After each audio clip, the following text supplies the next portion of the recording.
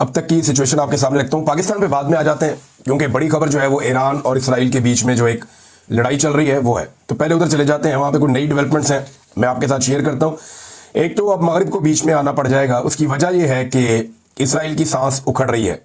ऐसा नहीं है कि इसराइल को बहुत ज़्यादा जानी नुकसान हुआ है, लेकिन जो इसराइल के साथ हुआ वो इससे पहले कभी हुआ नहीं था।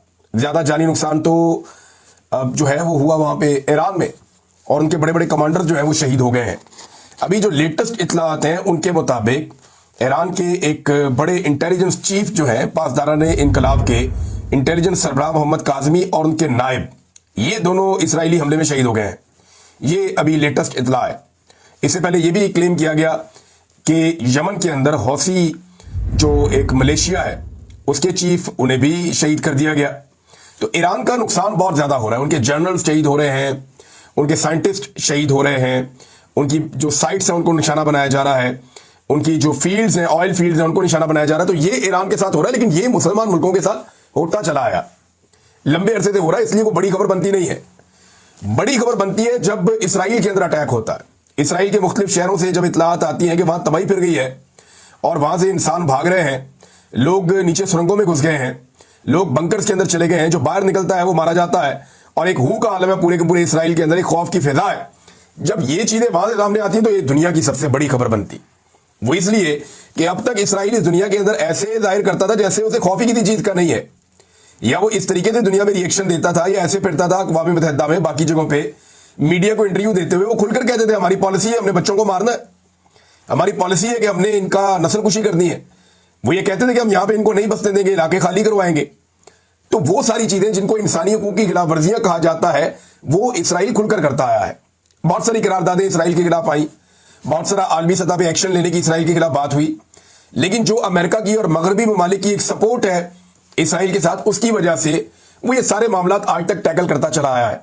लेकिन इस बात का किसी को भी अंदाजा नहीं था कि इसराइल जब ईरान पे अटैक करेगा तो उसका रद्द-ए-अमल इतना शदीद होगा। ईरान के पास कितने मिसाइल हैं इसके बारे में भी अब कुछ खबरें आ रही हैं, और ईरान कब तक लगातार ये मिसाइल बरसा सकता है इसके बारे में भी खबरें आ रही हैं।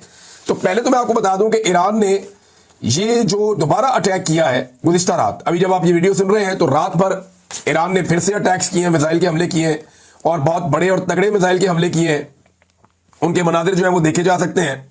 खासतौर पर गजा के वो लोग जो हमेशा इसराइल की तरफ ये देखते रहते थे कि वहां से मिसाइल आएंगे और आकर हमारे इलाकों पर गिरेंगे, अब वो पहली मरतबा विटनेस कर रहे हैं कि कहीं और से मिसाइल आ रहे हैं और वो आकर वहां गिर रहे हैं जहां से मिसाइल आया करते थे। यानी जिधर से मिसाइल लॉन्च होते थे इसराइल से, अब इसराइल के अंदर जाकर मिसाइल गिर रहे हैं, और ये ईरानी मिसाइल है।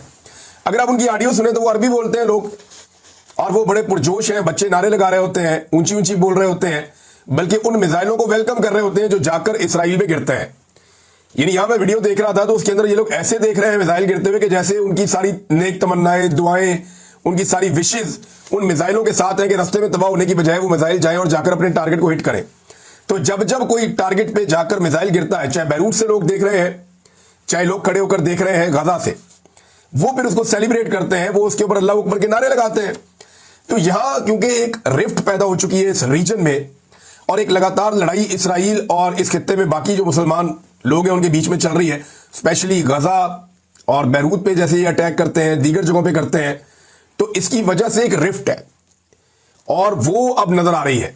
यानी हमने ये मनाजिर भी देखे हैं कि जब कभी गजा के अंदर आकर बम गिरते थे तो इसराइल में पहाड़ियों पर बैठे हुए बहुत सारे इसराइली लोग जो है वो सीटियां बजाते थे, तालियां बजाते थे, खुश हो जाते थे।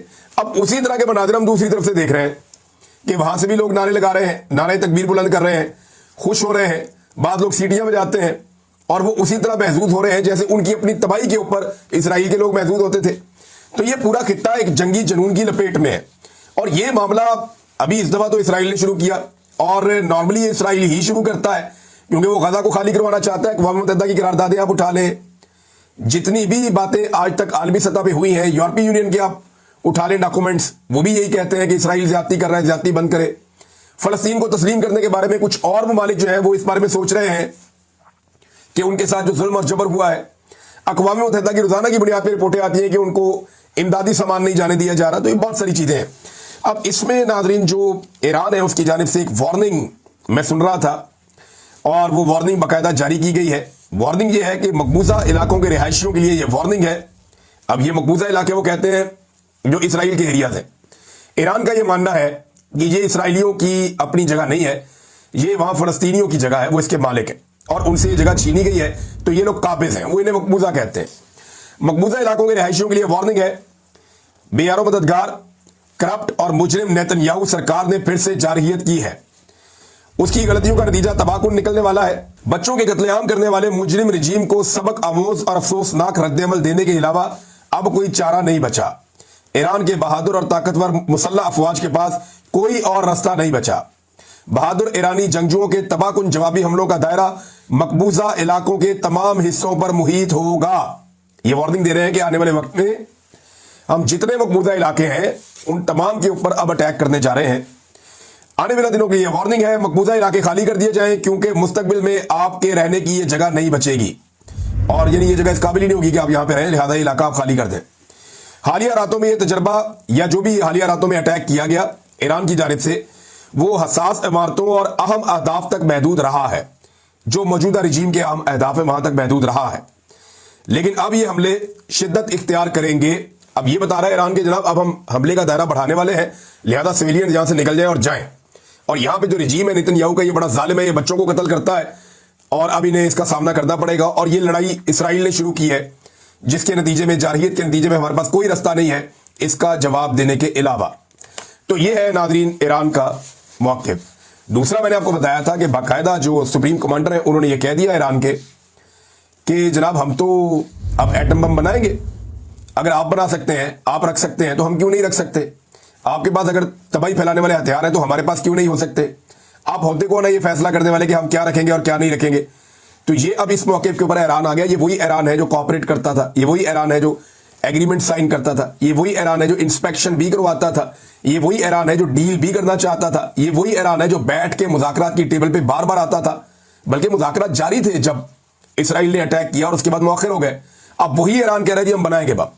دیکھیں ایران کے اندر یہ سوچ موجود تھی کہ وہ ایٹمی قوت بنے یا نہ بنے, لیکن اب تو میرے خیال میں اس حملے کے بعد بڑی کلیئرٹی ہوگی کہ اگر ہم ایٹمی قوت ہوتے تو اسرائیل اس طرح سے ہمارے اوپر میزائل حملوں کی جرات نہ کرتا اور ایسے ہماری پوری فوجی قیادت کو ایلیمینیٹ نہ کرتا یا فوجی قیادت کے اوپر اٹیک نہ کرتا.